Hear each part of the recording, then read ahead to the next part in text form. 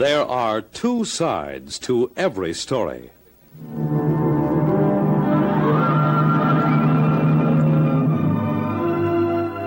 The National Broadcasting Company presents the vivid drama of life itself. Broadcasting's original program of mediation, The Court of Human Relations. And now the man who has familiarized millions of people with the idea of mediation helped to make it a creative force in American life. A.L. Alexander. This program is devoted to the study of man and his nature, surely the most challenging study that life affords. Religion, government, politics, science, property, these form the framework of life. But the true wonder of all creation is, of course, man's struggle to overcome conflicting forces, in spite of them achieve some measure of happiness and security. Now we turn to our cases and welcome the distinguished mediators whom these people have elected to accept as their judges in these matters of controversy. The famed novelist who wrote one of the great classics of all time, The Good Earth, ever since has added steadily to her stature as author and human being, Miss Pearl Buck. Noted consultant and authority in the field of adult education, Dr. Lloyd E. Foster. I think it was Kipling who said, "Thank God for a trusty chum." Now here surely is a true friend of humankind, Dr. Robert J. McCracken. Now, Miss Buck, some time ago, you wrote something that went like this: people are people, no matter where they are, as everybody knows or ought to know. And to me, this is you talking, Miss Buck, the scene is merely the background for human antics.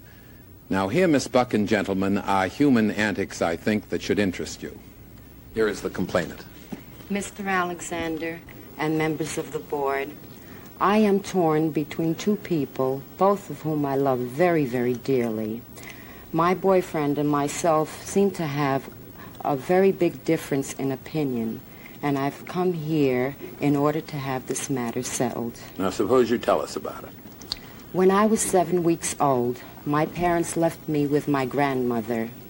They never returned because they were both killed in a tragic accident. From that time until I was 18, she took very good care of me, and she's been as more than a mother to me. Well, suppose you tell us what happened ever since you were 18. When I was 21, I got married, and I had 2 children.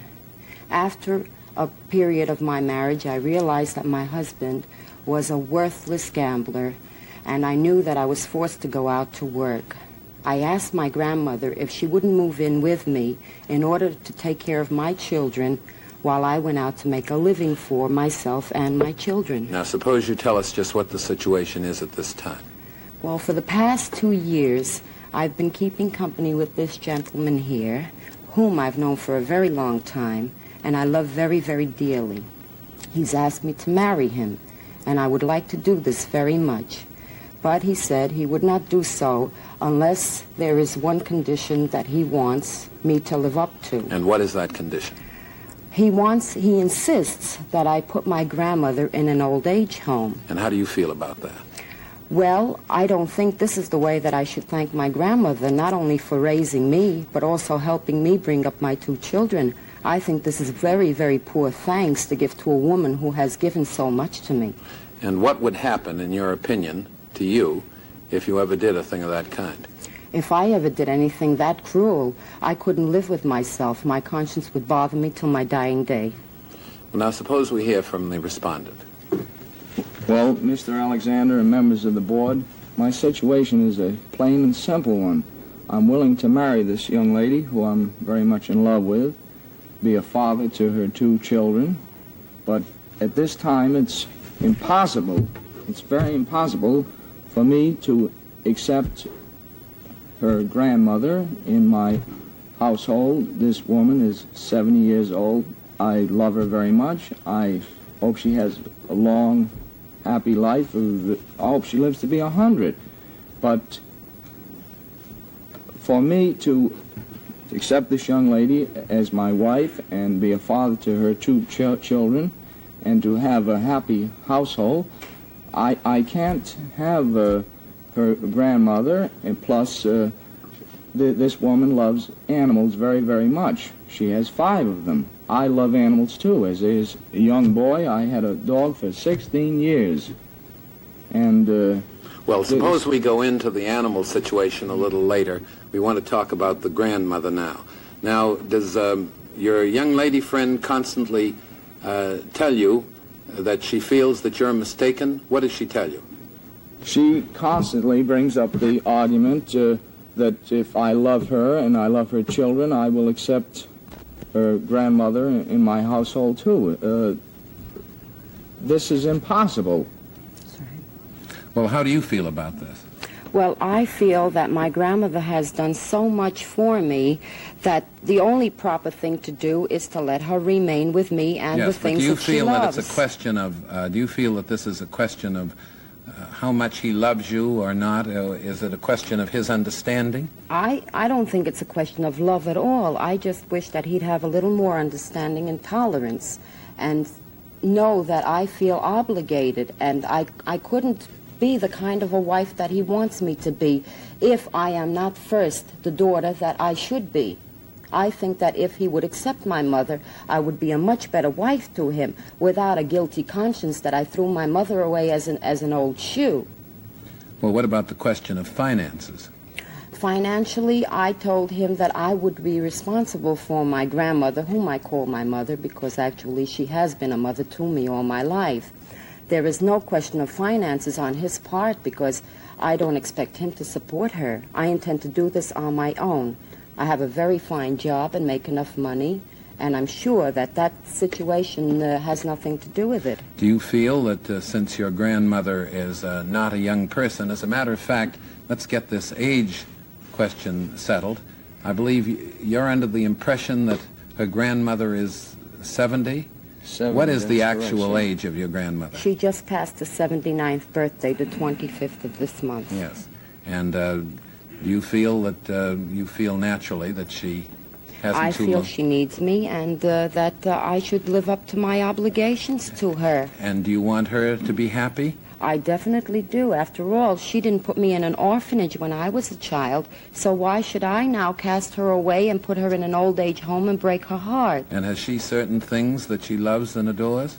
She has these 2 dogs and a cat that she's very, very attached to. And I feel that she should be left to live the remainder of her life out in peace and quiet, and I don't see where she would conflict with this fellow at all. I think we're interested in finding out just why she has so great an interest in animals. Can you explain that? Yes. Since the death of my parents, my grandmother suffered very, very much over the loss of my mother, who was her only child, and she died at the very ripe age of 17. And she was so embittered by this that she turned for solace and comfort to animals. And all throughout her life, she's had 2 or 3 different pets, which she cherished very, very much. We don't like to put an extra burden on you, and I'd like to suggest to you that there is no obligation in any direction to answer this question. We'll understand if you don't. But I do think that in these mediation proceedings, it is essential that the mediators understand all aspects of the background, because if they don't, they can hardly be expected to decide with understanding and wisdom.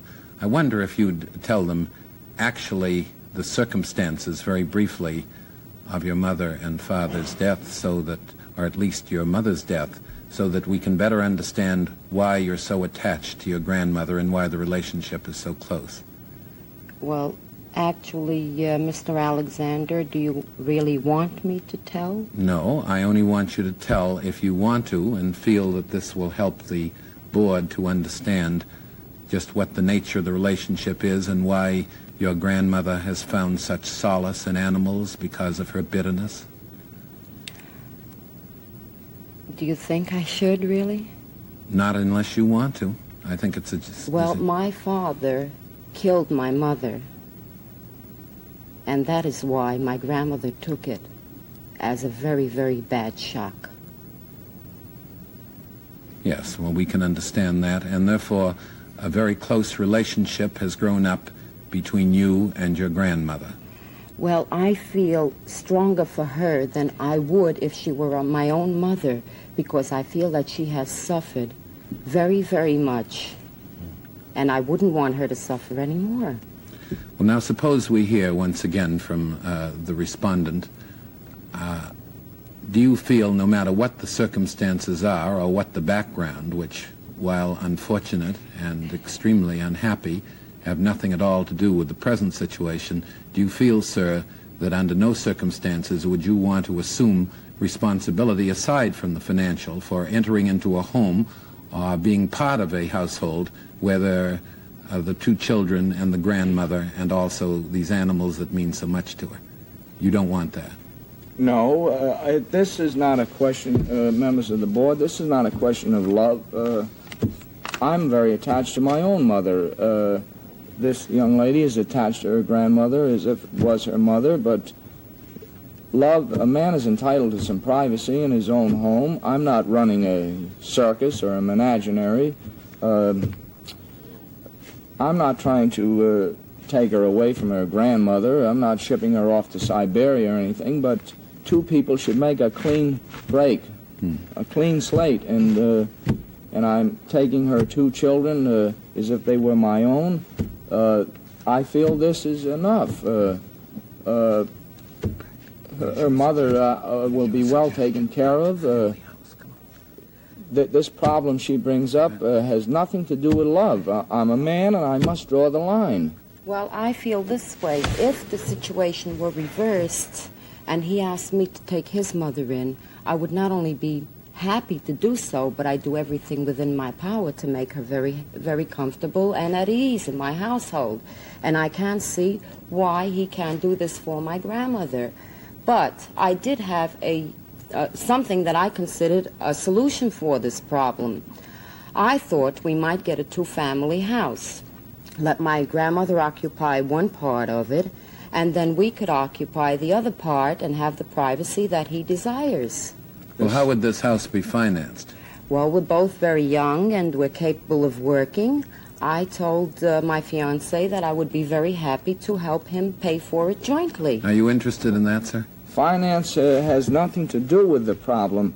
Her situation, she says, if it was reversed, it's not reversed. I wouldn't want my own mother in my own home with my wife. You mean whether it was a one-family house or a two-family house? I wouldn't care if it was a 10-family home. It's still under the same roof.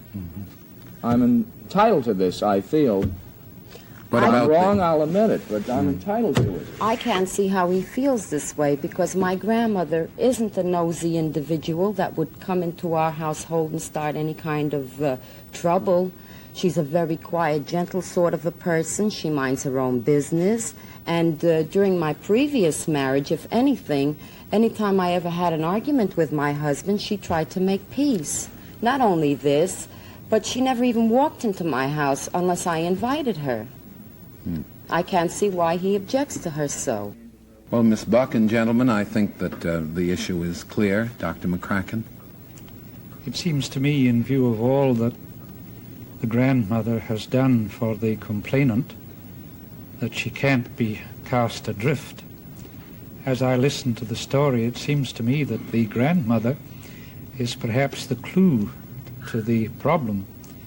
What we have not heard is what her attitude is towards this dispute, whether she's simply passive or whether she's active in her support of her granddaughter. Well, Dr. McCracken, suppose we consider that.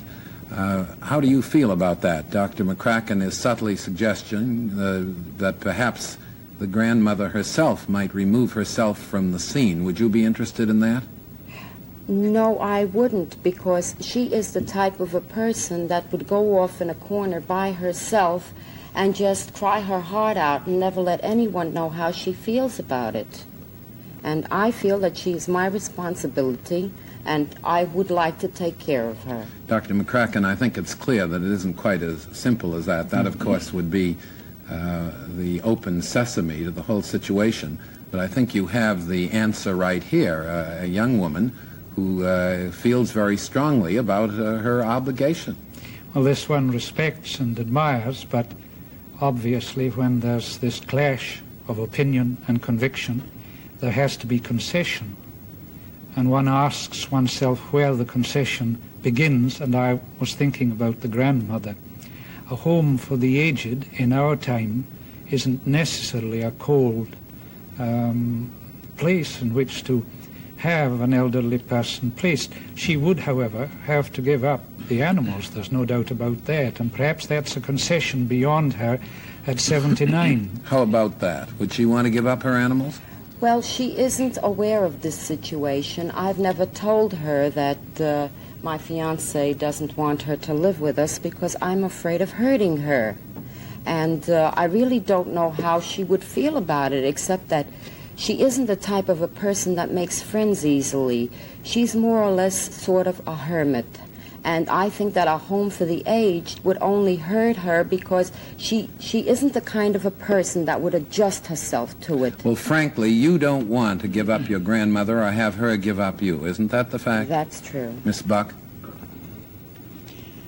Well, it seems to me that in any marriage, if it's to be successful, one has to accept the other person complete, with all the responsibilities and obligations. They may not be very acceptable, but where there's the deep-seated sense of conscience and responsibility, perhaps the marriage would not work out well unless there was wholehearted acceptance on both sides. And that includes all responsibilities and feelings. Mr. Alexander, may I say something? As attached as she is to her grandmother is this attached to her animals. But this woman, this may sound silly and like a joke, this woman could be happy in Mars with her 5 animals. In other words, for her to go, say, to a home or someplace else, this woman would not break down and die of grief, as long as she had maybe 1 animal or 2, but to be alone, separated from this young lady, that would not shorten her life. Well, So I that feel... is a very vital thing before you make your decision. I feel that I know my grandmother much better than he does.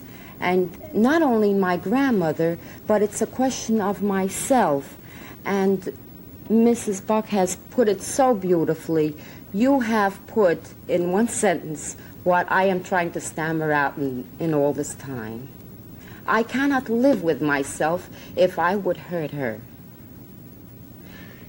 If this came to a point... Who's asking you to hurt her? If this came to a point where you simply had to make a decision one way or the other, and it involved giving up this young man with whom you're very much devoted to him, are you? Yes. You love him? Very much. Well, if it came to a point of doing one or the other, where do you think your decision would be? Much as I wouldn't like to give up my fiancé, I'm certain that I would remain with my grandmother and Why? go on the way I have. Why? Because I cannot live with a guilty conscience. As much as I love him, and I would miss him very, very much if we ever parted, I think I would be happier knowing that I'm doing the right thing. I'd rather suffer and do the right thing and live with myself in peace and harmony. As much as you love this young man, do you feel that he's able, in a sense, to take care of himself? Yes, he is young, and I think that he would get over a thing like that very easily, whereas my grandmother is too old and not in the best of health, and I don't think that she could take something like that. I think we've had some mediation from this side of the table, Dr. Foster. Surely. The obligation that this young woman feels is deeply rooted. And I think we understand why, because her grandmother took her when she was 7 weeks of age. She gave her physical care and guidance and security. Now, for her to put her grandmother aside would leave an emotional scar that would never heal. That's what she's saying. That's true. And it would violate her sense of right. It would leave her with a guilty and uneasy conscience.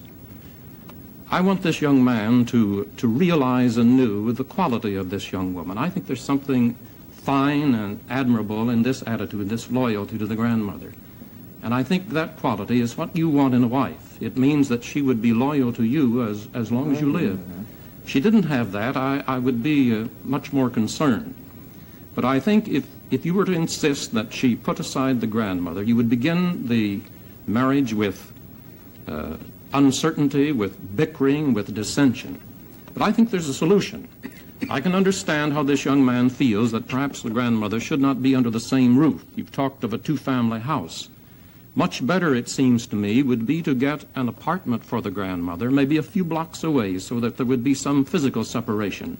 Provide Dr. for Foster, her. if I may interrupt, I think we understand that you want to make a compromise, but you're not interested in having your grandmother a few blocks away, are you? Well, as I've said before, she is quite ill. I came in one morning early and found her in the middle of the floor after she had a heart attack. For this reason, I would constantly worry about her if she were too far away from me. I think, Dr. Foster, you have to come to grips with this situation and recognize either that these people are sufficiently interested in each other to overcome the challenges, as Miss Buck has pointed out, or else decide. Well, that's a fact we didn't know, and it alters the situation. Well, so you I know see that them, she's a woman of 79 and that there's a tremendous attachment, and you know the background here. I see mean, no solution, Would you ma'am. say that the fact that she had a heart spasm would change your whole opinion? Well, I think it makes more understandable the granddaughter's insistence that she be nearby. Well, is it rare that people of that age, don't you think that she probably It would isn't? indicate a serious condition and that her span of life is quite limited.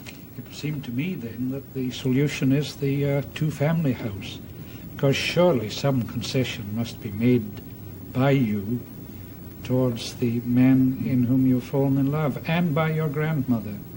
And if he could see his way to accept that as a mediating position, it would meet the demands, the proper demands of your conscience. It would mean that she would be close to you and taken care of by you.